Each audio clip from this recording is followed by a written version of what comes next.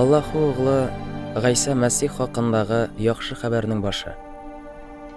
Ишагая пәйгамбәр китабында менә мин алдыңнан хәбәрчемне җибәрәм. Ул сиңа юл әзерләр. Чүлдә әнә бер аваз яңгырый. Раббыга юл әзерләгез.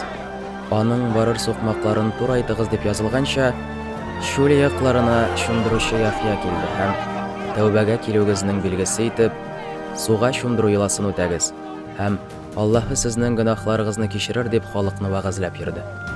Аның янына бөтен Яһудия иленнән, Иерусалимнән кешеләр агыла башлады. Килүчеләр гөнаһларын иqrar итәләр һәм Яхья аларны Урдун суына чумдыра иде. Яхьяның өстендә дөя йоныннан хәстәрләнгән кием, ә билендә күн каеш иде. Ашаган ризыгы аның саранча вә кырбалы булды. Минем арттан кыдрәтлерәк берәү килә. Мин иелеп, аның аяк киеме каешын чишәргә дә лаек түгелмен дип вәгазьләде ул. Мин сезне суга чумдырсам, ул сезне изге рухка чумдырыр.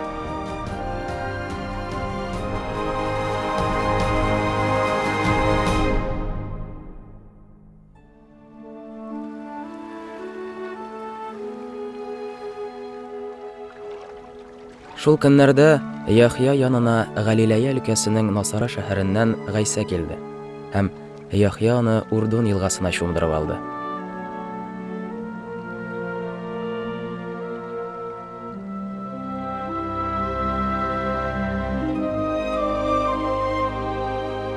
Судан чыгуга Гайса күк капысының ачылуын һәм рухның күгәрчен рәвешендә үзенә иңүен күрде.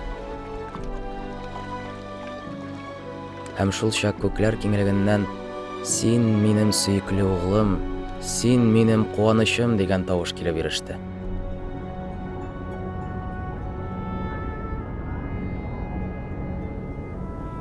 Шул ук мизгелдә рух Гайсаны чүлгә яртып алып китте. Гайса чүлдә 40 көн булып шайтан тарафыннан вәсвәсәгә салынды.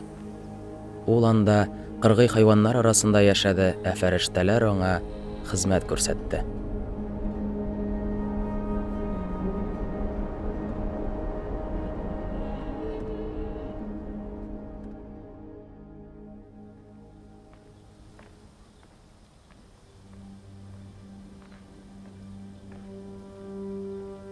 Яхья зинданга ябылганнан соң Гайса Галилеягә килде һәм Аллаһыдан ирешкән яхшы хәбәрне таратып йөри башлады. Вакыты җитте, диде ул. Аллаһы патшалыгы инде бик якын. Тәүбәгә килегез һәм яхшы хәбәргә инаныгыз. Көннәрдән бер көнне Галилея күле буеннан барганда, Гайса ятмә салучы Шимон белән аның бер туган кардәше Әндрине күрде. Алар балыкчылар иде. Минем арттан иярегез. Мин сезне кеше аулаучы итәрмен, диде аларга Гайса. Алар шунда ук ятмәләрен калдырып аңа иярделәр.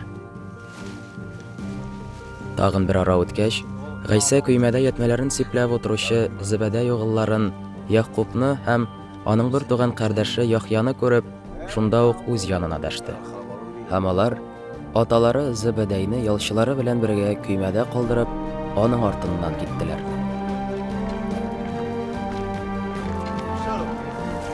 Алар бергәләп Капернаум шәһәренә килделәр.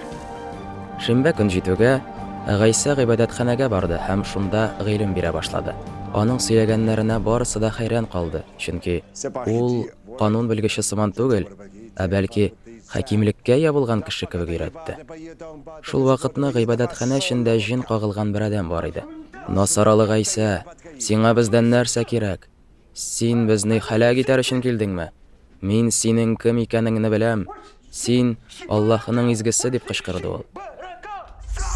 Әмма Гайса адәм эчендәге җингә шым бул, чыг аңардан, дип боерды. Җин теге кешене калтыратып һәм каты итеп кычкырып, аңардан чыгып китте. Барысы шомга калып бер-берсенә: "Нәрсә бу? Яңа һәм кыдрәтле нинди гыйлем бу? Аның боеруына хәтта җиннәр дә буйсына."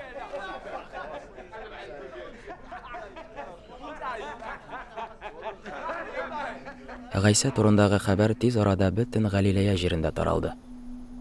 Гайса, Яқуб һәм Яхья гыйбадәтханәдән чыгып, бөтенесе бергә Шимон белән Андрейның йортына юнәлделәр.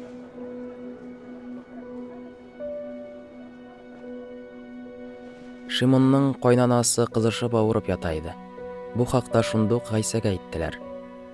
Гайса аның янына килеп кулыннан тотты да торырга булышты. Хатынның кызышуы бетте һәм ул аларга табын әзерли башлады.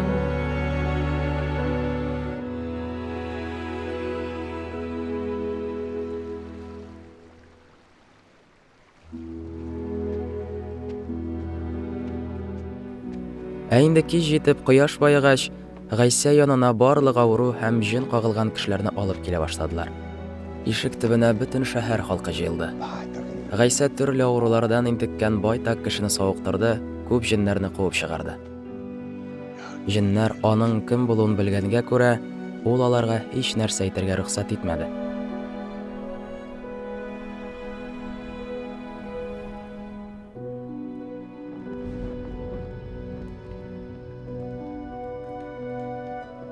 Иртәгесен Гайса яктырганчы ук торды да, аулак урынга барып дуга кылды.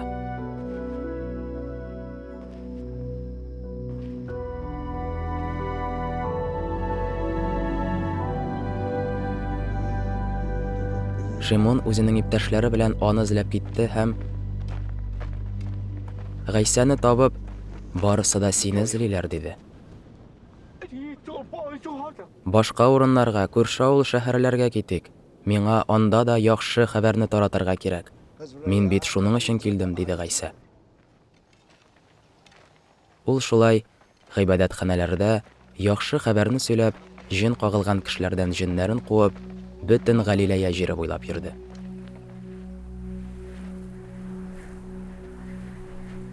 Бер көнне махау чире белән авыручы бер кеше Гайса каршына килеп, тезләренә егылды да, «Теләсәң, мине тазарта алыр идең син», дип гызырын белдерде. Гайса аны кызганды һәм кулын сузып аңарынды да, «Әйе, телим, тазарын», диде. Гайса шулай дип әйтүгә, тегенең тәне махаудан арынды һәм ул тазарынып калды. «Караны, берәүгә дә сөйлисе булма, ләкин руханига барып күрен һәм терелүеңнең билгесе итеп Муса канунында таләп ителгән корбаныңны китер», дип җитди итеп кисәткәннән соң, Гайса аны шундук өенә кайтарып җибәрде. Әмма әлеге адәм Гайса яныннан китүгә шушы хәл турында бөтен җирдә сөйләп йөри башлады. Шуңа күрә Гайса инде ачыктан-ачык шәһәрдә күренә алмады. Кешесез аулак урыннарда кала бирде. Әмма аның янына төрле тарафлардан халык һаман агыла торды.